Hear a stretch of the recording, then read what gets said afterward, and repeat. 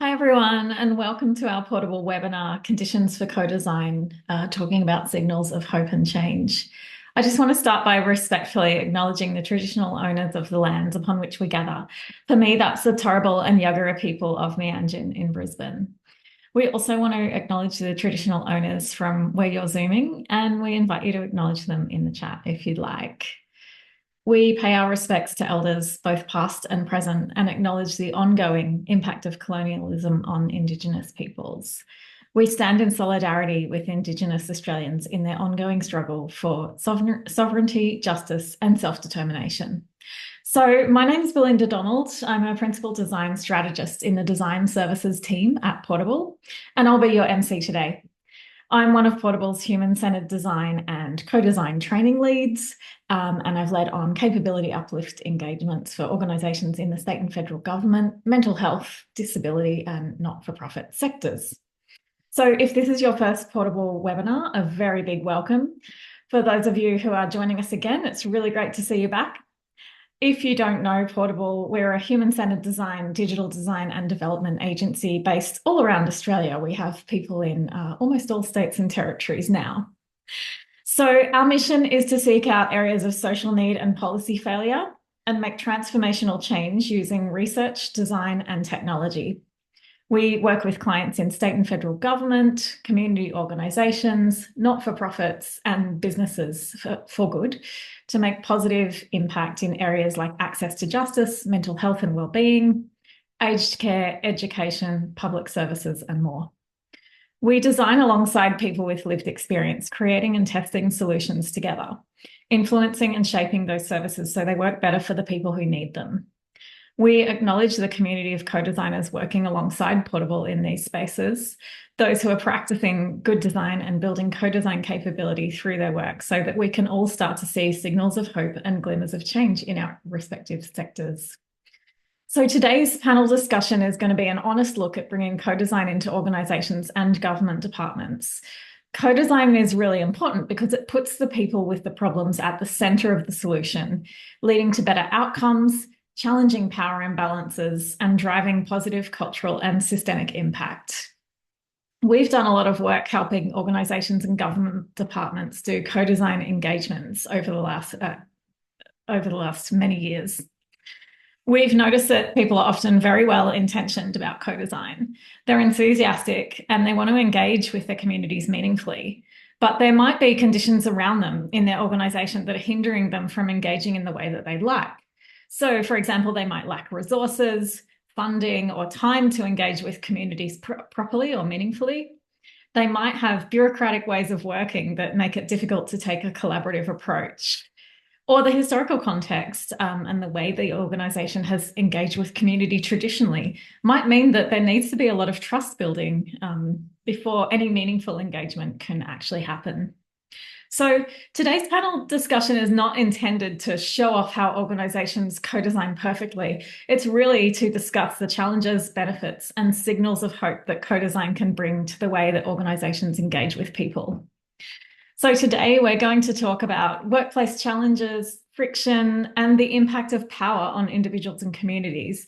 So if these conversations bring up any feelings for you, we encourage you to lean into your support network. After introducing our panelists and touching on some background context, we'll spend most of today in discussion with our panel. We'll leave 10 minutes at the end for questions from the audience, which you can submit using the Q&A function or the chat.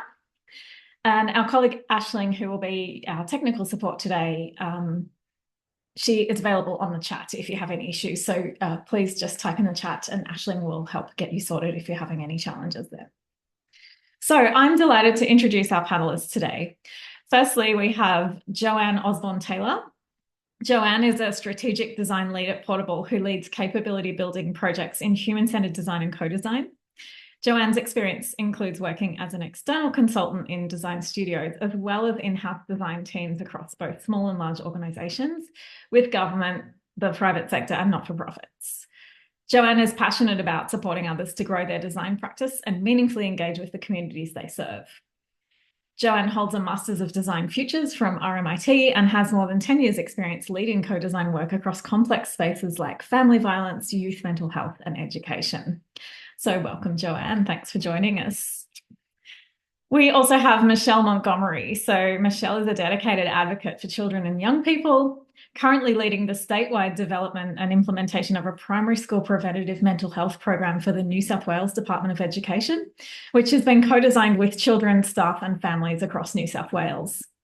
Michelle has postgraduate qualifications in teaching and psychology, with extensive experience teaching in primary, secondary, and university postgraduate programs. She is a New South Wales Premier's Teachers Scholar in Special Education, with more than 20 years of experience working at the nexus of education and mental health. Michelle specialises in designing innovative well-being systems and services that improve outcomes for underserved populations. Her wellbeing models have been published in international peer-reviewed texts. They've won awards and attracted substantial funding from government and philanthropic sources. She was also an invited contributor to the 2020 UNESCO report on the role of social and emotional learning in schools. So welcome, Michelle. And finally, we have Nicole Lee. Nicole is a family violence survivor and passionate advocate. After suffering a decade of abuse at the hands of her former husband, Nicole now uses her lived experience of family violence to speak out for those who don't yet have a voice. Nicole, who also uses the wheelchair, focuses on family violence perpetrated against those who have a disability or who depend on carers or family members for support. Nicole has played a major role in shaping how Australia responds and works to prevent family violence. Among many advocacy roles, she's been a board member at Safe Steps Family Violence Support Centre and on the board of directors for People with Disability Australia.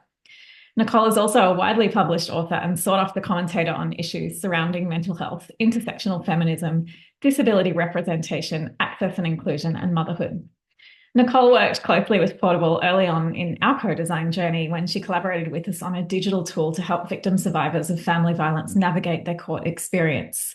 Your Case, the award-recognised app that came out of that process, was recognised in the Royal Commission into Family Violence as a best practice example of co-design leading to real outcomes. So welcome, Nicole.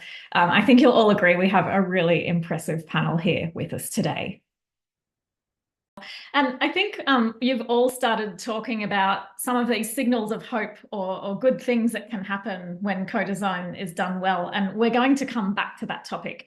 But for the moment, I just want to talk a little bit about some of the challenges, because we're here to kind of talk about honestly about some of the challenges with these co-design ways of working. So the practice of co-design has evolved over the last 10, 20 years. It's still evolving.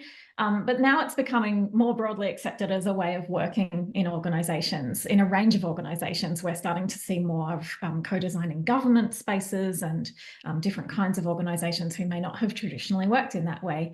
So sometimes we find that there's a bit of a lack of understanding around what it means to do a co-design engagement and what that actually involves and the kind of resources that are required to do that well in a safe and meaningful way. And sometimes, you know, we see organisations doing like a light touch community consultation and labelling that co-design. And it's not that they're intentionally labelling it that way. It's more just sort of a lack of understanding of what it means to do co-design. So I'd love to hear from the panel. What are some of the challenges you've seen show up time and time again in co-design or co-design style engagements in your sector? Who wants to jump in first?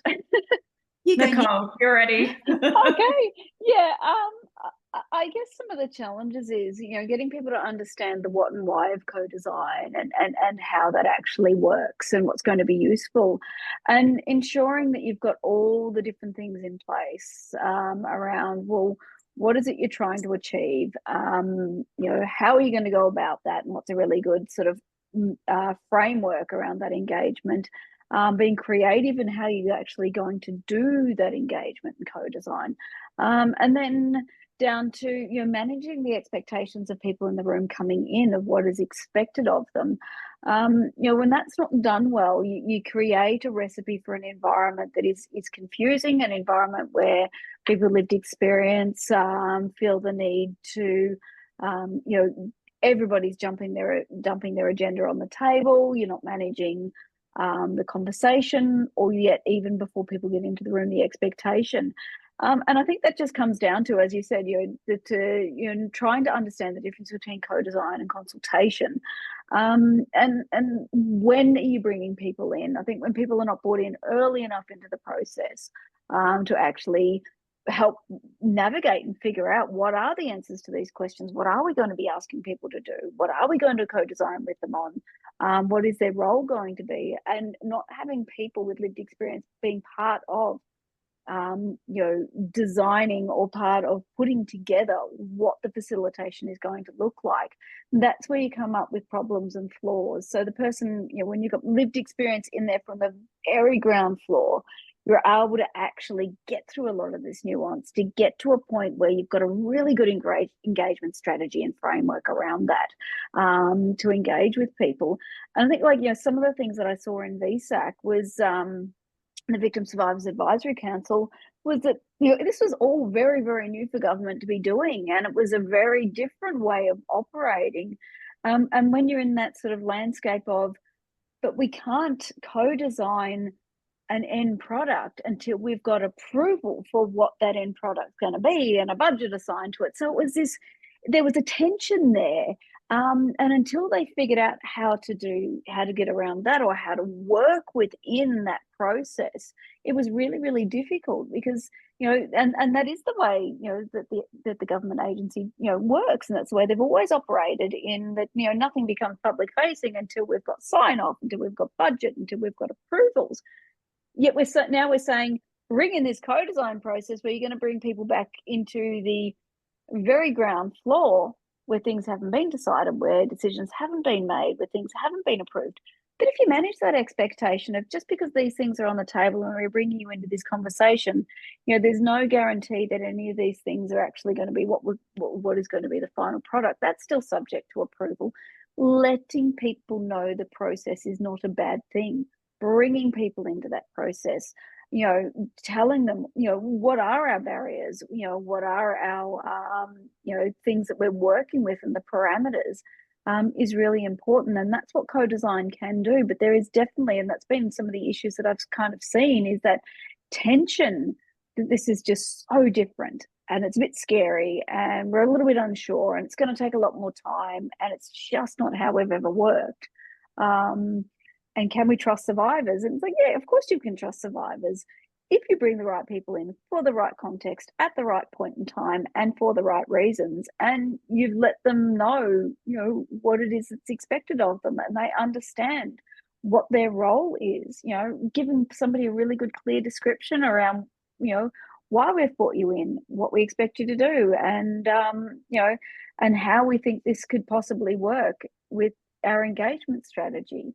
It's trusting people with lived experience to be able to understand these concepts, trusting people with lived experience to be able to work within the parameters, that knowledge is important and information is important, and you can't expect people to operate in a certain way if you haven't actually brought them in to the bigger picture, brought them into how we operate. And what I sort of learned early on with VSAC was that we're very good at we know this is an analogy. This is a sausage factory and it's creating sausages, but we're not actually going to bring you into how the sausage is made. Just know that at the end of it, we're spitting out sausages at the end of this. Actually bringing the co-designers into, well, actually, this is inside the factory. These are the processes that things have to go through. And then people can work with that. People can actually, okay, so we're just at this stage down here. We're not at the final stage. We're actually in the, investigating, exploring, and analysing and researching what is actually the problem. And people can work with that, but trust that we can do that, and trust that people with lived experience are able to engage in that way, that we're not just there as good consultants. We're not just there as as good people to ask just some simple questions. We're actually there to get in the nitty-gritty with you and understand the process. The process is really important for people to understand around shaping the what, the why, the how, and when and who. Right people for the right time, for the right conversation, and for the right reasons. And you end up with a really beautiful product at the end. Yeah. There's so much to unpack there, Nicole, and I see that We're starting to get some questions through in the chat, so that's great. Keep putting your questions in the chat, and we'll have a chance to ask Q&A in a few minutes. I want to go to Michelle now. Tell me, Michelle, in the education sector, what are some of those challenges you've seen pop up with co-design style engagements? So as I was listening to Nicole, I was feeling exactly the same experiences in the operational space. So this is a new way of working for government, and particularly for the sector that I live in. It's very new, and what that means is that a lot of the people that I work with, my colleagues, very well-meaning people who really want to deliver good work, but have never been exposed to working like this before. There's an education campaign that needs to take place, because if you've never had exposure to it, it's difficult to understand why you would be doing a thing that you can't neatly, tie up in a little bow. It doesn't fit neatly into the project scoping documents that you need to submit months and months before. So that's one of the challenges that I came up against in my current role very quickly, and it was possibly enhanced because the reason why I was chosen for the task was because of my co-design experience, and that was my approach, because my manager knew about it, and so he believed in it and he saw the value in it. But working outside of that, needing to educate and convert almost has been as important as doing the work, because you need to get people on board so that they'll approve what you're doing. So that's really tricky. And I think part of that as well is, that shift from reach to impact. And for me, if you're interested in impact, then it's a no-brainer, right? That you're going to need all the brains and all the perspectives of the people who are impacted by this work. But again, that's not traditionally how I think government does business and talks about business and learns to all that operational stuff. And I think finally, in the education space, historically there has been a divide. There's been an us and them mentality. So as a schoolie, most of my life, I've really experienced that shift going across to corporate. People working in schools see the people working in corporate as being really disconnected. You don't know what it's like over here in the real world. And so when I straight away wanted to, get back into engaging with the people on the ground, I was no longer Michelle, the counsellor who knows what things are really like. I was Michelle, the corporate person. So there's that challenge that needed to be overcome. And it's a very real thing. This work is relational.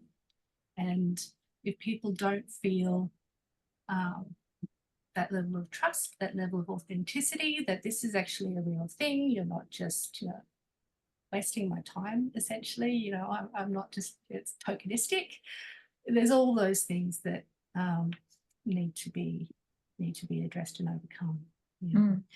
And that us and them sort of mentality really talks to some of those historical contexts that can often be at odds with co-design ways of doing and ways of working. That's really. I was just going to put in there, it's like when you're working with a government department or with anybody that's brought you in to do this work, it's also gauging where they're at. There's no point me coming in and just saying, you just don't understand co-design and you're no good at this, you need to do X, Y, Z. It's actually meeting the person on the other side of it, of where they're at, and sort of putting in little bits and pieces of challenges that kind of challenge their ideas without just send people running for the hills. Yes, we need to make people feel uncomfortable, but only to a point. Like, we need to meet them where they're at and take them on the journey, because not everybody is portable. Not everybody has been engaging in co-design and human-centered design and understands all of this stuff inside and out. some of them, it's very new, and it's very new to the way in which they've operated and worked, and you've got to meet them where they're at as well. So, knowing when to back off, knowing when to push, and just, sort of taking them on that journey as well is also sometimes, like, you may not have engaged in a really wonderful co-design process, but hopefully you've brought them in on a little bit more of an insight of how this is done, so then they take that into their next project and they improve and they grow and they learn around what co-design is. So it might not work for that project, but it might help that person work on their next project.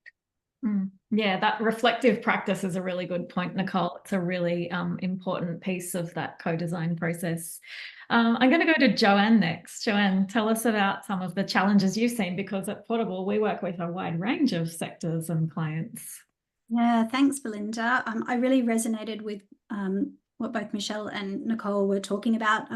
When I think about this question, I've spent a lot of years focusing on what happens in the room once we have co-designers that we're designing alongside. But most recently, I've been thinking more about those operational elements that were discussed earlier. And so for me, there's kind of some bookends where there are challenges that I'm seeing crop up more and more. So the first kind of the start of the process, writing a brief.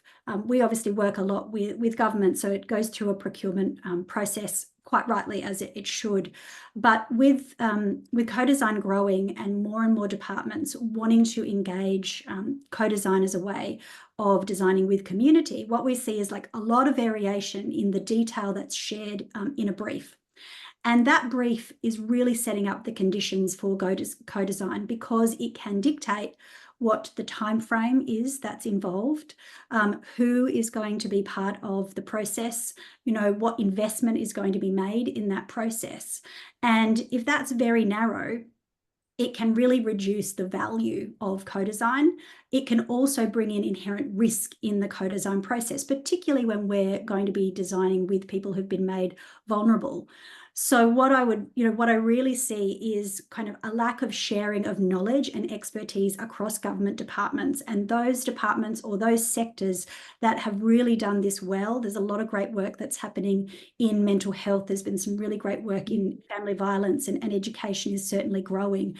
But being able to share the knowledge so that those initial briefs and that procurement process can be as open and transparent as possible, and can allow the time for relationships to be built, so that trust can be established, so that we have the time and the investment to have psychologically informed environments where people are safe to participate, and we can have trauma responsive approaches. That design for me can really make or break a project. And it's important that government in particular is learning from groups that have done this a lot, and they know what they should be asking for. And the other part is kind of the other end, when you're kind of handing over the work, like, who are those key decision makers? And we don't want to be engaging them at the end of the process. We actually want that to be throughout the project, because it asks different things of people in power. It asks them to share power and to be able to listen to people with lived experience and to hear their recommendations and act upon them. And if we don't bring people in at the beginning of that journey, then there's a higher risk that they'll really defer to kind of traditional decision-making power. And I think that's really important. Both of those are really critical moments. And I think we see really great examples of it, but we also see kind of that entry level, I guess, coming into play, where we're not getting a lot of good information and too many constraints, I guess, in the initial brief stage. Excellent. Thanks, Joanne. There's so many challenges to consider, but there's some really key themes, I think, across all of our examples around those kind of ways of working that are at odds with ways of doing co-design and the kind of mindsets that are required for that. But look, it's not all bad. Let's talk about what is good. There are plenty of challenges with organisations doing co-design, but we see organisations and government, for example, making big investments in co-design projects to ensure that they can engage with communities meaningfully and regularly over substantial 6, 12, 18-month periods. We see people with strong co-design experience being hired in-house to bring that expertise in. we hear stories from voices of lived experience being told as part of decision making at executive level. So I want to, my next question to the panel is, what's giving you hope when it comes to co-design style engagement? Where do you see the good work being done when it comes to co-design? I might go to Michelle first. I think the good work is happening and has happened for a long time on the ground. If I'm talking within the education context, schools are spaces of innovation simply through necessity, right? That necessity is the mother of invention. It's absolutely true. In schools, they're constantly coming up with new ways of working to make things better for their kids and their families and their communities. And I see that continuing to happen, but I also see that supported more through government, but also me personally, my projects have received a lot of funding through philanthropy. Not meaning to plug, but Schools Plus does a lot of work right across Australia, really focused on supporting schools to try innovative projects that are working with families and communities, and these sorts of ways of working co-design is actively encouraged and supported. So that's something that continues to grow, and I think if I look at the wider lens of government, I think there is increased recognition, even compared with 20 years ago when I started working in schools. I think people understand and accept and acknowledge, and in some spaces celebrate, the importance of really getting the voice and the experiences of the people that we are serving. We are public servants, right? Like that's why I do my job, is to make things better for the public. And I think more and more we know that we have to do that better, and that we don't do it very well now. And I think that there's also acknowledgement that we're working from a place of power and privilege, and it is absolutely essential that we use our power to promote the voices and experiences of the people who, traditionally don't get the time that they need and that they deserve. I think co-design is a really impactful, effective way of doing that. I love that point about using your power and privilege for good and to elevate those voices. That's a really great point, Michelle. How about you, Joanne? What kind of good work are you seeing, or signals of hope, when it comes to co-design? A lot of great work, particularly seeing a lot of sectors grow in their sort of design maturity and understanding around the conditions for good co-design to happen. I think there are probably two areas that I think about. One is in sort of capacity building, so organisations wanting people to grow their knowledge and understanding of human-centred design and co-design within their organisation, regardless of the role that someone might play, so that they understand its benefit and they understand what's required to participate in that. So if they're either engaged in a project or they're receiving kind of insights from a project, that they know what that process looked like and how they can act and make a difference using those insights. So we see a lot more sort of capacity building. And I think the other area for me is a lot greater awareness around trauma responsive design. And when we're wading into territory where people have experienced trauma, when is it appropriate, and how do we create safer spaces for people to participate? And that means thinking about what is the role of the designer, what kind of psychological support is required in the room for people, and how do we take our time to build trusted relationships. So I think those for me are two elements where I'm seeing a lot greater conversation, a lot more focus, and those briefs that I was talking about, we do see some really sophisticated tenders coming through where government departments are asking for all of the right things and have the right expectations about what good quality co-design and safe co-design looks like. Great. And I'm hearing again a bit of a theme between Joanne and Michelle talking about like this awareness that's building around power and around privilege and around also engaging in kind of safe ways. Nicole, what kind of good work are you seeing in your sector? Well, conversations like this, for one.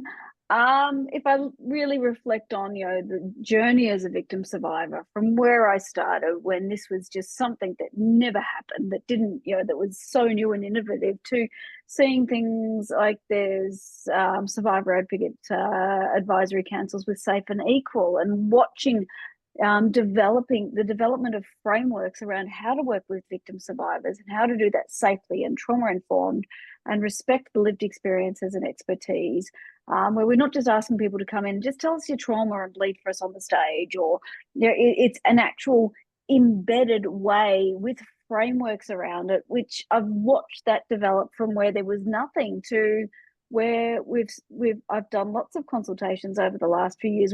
Some of them were really, really enjoyable stuff I did was with with Joanne, and but just watching those things grow and develop, and watching more voices and more people and advocates and survivors coming out and making a name and a profession and a career for themselves around being that problem solving from a victim survivor, working alongside the service provider. That has been the glimmer of hope, watching that evolve, because as Jo said, and some of the stuff we reflected on in our conversations was, they do this really well in the mental health space, and how can we learn from that, and how can that now then be applied to victim survivors? And they're the glimmers of hope that I've seen, is that, and even with Safe Steps going from, they had their survivor advocate program, but it was a speaker bureau kind of thing, which is great. But also, how do we bring in victim survivors to advocate inwardly, to work with us, and to versus educate outwards? How are they supporting educating inwards to the organisation to improve their service provision, and seeing victim survivors as more than just an education piece that talks to the community, but an education piece that talks to the organisation and looks at the policy, the strategic directions, and advises on all those things, and shapes a better service for the end user. That I've seen grow and change over the years, and they're the glimmers of hope that I hold, that we can do this, and there is hope for this really integral co-design piece when there's so much trauma involved, and people get really scared when there's trauma. But watching this evolve, and watching how we're bringing survivors in, but then also how we're supporting survivors' growth as well. So rather than hold you in this position of, you're the product of what's happened to you, but how do we support you to evolve? How do we create career progressions as survivors, versus you're just on the advisory council down there? I've watched survivors go into working within Family Safety Victoria. There's an individual in particular that I know of, and she's gone from the council to actually now she's in a position within as a professional, and watching that career progress. Like, it's just been such a journey, and watching these things shape and evolve and roll out, organically and then structured as well, is that's what gives me hope that we are on a pathway down the right direction. Yeah, and I love hearing about how lived expertise has been brought more into organisations, rather than just like providing a service for, which is more of a traditional sort of support models. That's really great to hear. So I think there are a few questions coming through. I might ask Aisling to tell us which questions we are going to pose to the panel. Aisling, what have you got for us? Sure. Hello, it's another voice on the call. Oh, I'll turn my video on as well. I've really enjoyed the chat today. There's some great questions being asked, and also some statements aligning with what the panelists have been sharing. So I'd love to share 2 statements and then maybe pose 2 questions that have come through. I also want to reassure anybody attending today, we will send an email after this call. That might be a great way to answer some of the questions we don't get to, and also share any publications that are referenced, because that's been a really strong request coming through from people. They just want to soak up your knowledge, panelists. You're doing a really good job. First statement I want to share comes through the chat from Margaret. As you were sharing just now, Nick, Margaret was saying, Nicole, it seems to me that it's not only professional growth, it requires deep personal growth, and followed up with a wow. And I also followed up with a wow, because what you just said was so clear. So clear and direct, and really comes from your experience and embodied practice. Thank you for sharing that. Thank The you. next statement I'll share, a pleasure, has come through our Q&A chat, which you're welcome to use, folks. Hop in the Q&A or the Zoom chat. And that statement was earlier on today, I think when Joanne was sharing a little bit about some of the challenges. This person, anonymous person, has said, I work with government and they talk about the principles of co-design and true co-design and other variations of this. They are apparently committed to co-designing, but honestly, I don't think they have any understanding of or actual intent to co-design. They want to say it was co-designed. I feel like that's an underlying challenge that has come through all the panelists sharing today, that tension between what it is and what it isn't, and maybe all the nuance in between. Maybe the first question we could pose to the panelists is perhaps, what is your experience of people conceptualizing and articulating issues differently? How do you manage that? I don't know who you want to pitch that one towards first, Belinda. I'll leave that to you. Joanne, do you have an answer to that one? I think that happens all of the time. That's the purpose of co-design, to be able to explore those different perspectives, to understand why people have those perspectives. And it isn't always about having one convergent answer to things. Often it can be about trying to find solutions that meet multiple needs, not looking for a kind of global one size fits all, but understanding the different experiences that people have, and so the different solutions that might mean that we can meet the most needs possible. That can happen kind of in the room, and part of navigating those conversations, because they can be really tricky, is about the principles that you set up in the room, and particularly for people with lived experience, that they set the boundaries and they set kind of the principles for how they want to have those conversations together, so that there is trust and respect for different experiences. And then I think when we are presenting, if it's a very traditional project where we might be presenting insights to a client, it's about helping them to understand we're not here to give you one answer, the silver lining, the panacea. This is complex work. And to be able to find the right solutions, we need to be able to navigate that complexity. That takes time, and it takes a shift in mindset from government, from clients, to be able to realise that co-design isn't going to give you a nice, simple answer at the end of it. It's going to give you some really clear clues and insights, and hopefully we're designing solutions so we can present those as well. And then we need to make some decisions about which things we're going to action. And that's really a collaborative process of negotiation and prioritisation, but not for the purpose of having one answer that meets everybody's needs. Thanks, Joanne. That's really great. I think I'll try and be really brief. Not all of our positions or experiences are aligned, and it's being ready for that robust discussion and making a safe space for that robust discussion to go backwards and forwards to get to the nuance of a problem. There's certainly for myself, there's been plenty of times where my lived experience is X, and somebody else has come out with something, and it's just literally learning from other people's experiences and being ready to have your ideas challenged.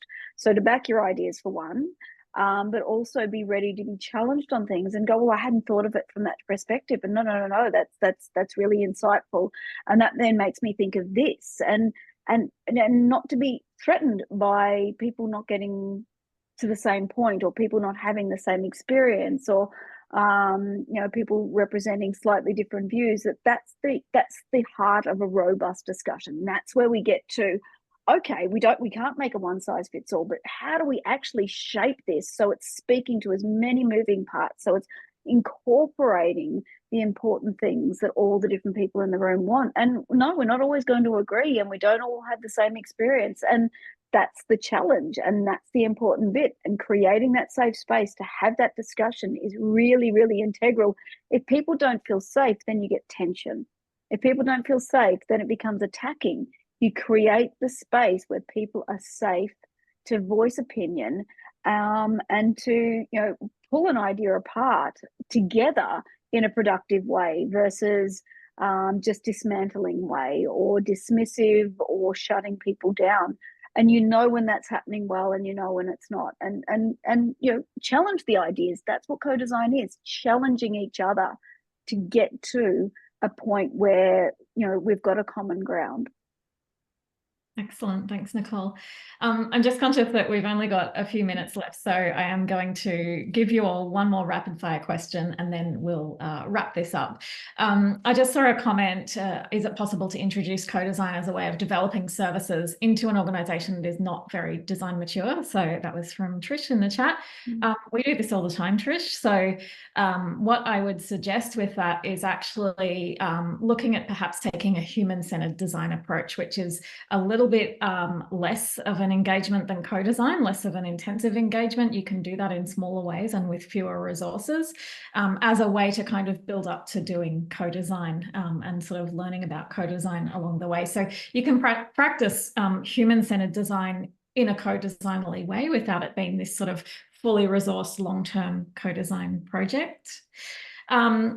For now, I'm going to throw a quick fire question to the panel, our final question, which is, what's one piece of advice you'd give to people working in organisations tasked with getting co-design projects up and running to ensure they're successful?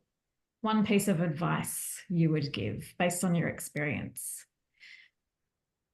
Michelle, do you have a piece of advice? I do. And I take my own advice rarely, but on this occasion I did this. So I think it's good advice. So my advice is to, and I'm a teacher, right? So I always come from a position of, you know, getting the skills and getting the knowledge is you know, a pretty good recipe for success. So for me, when I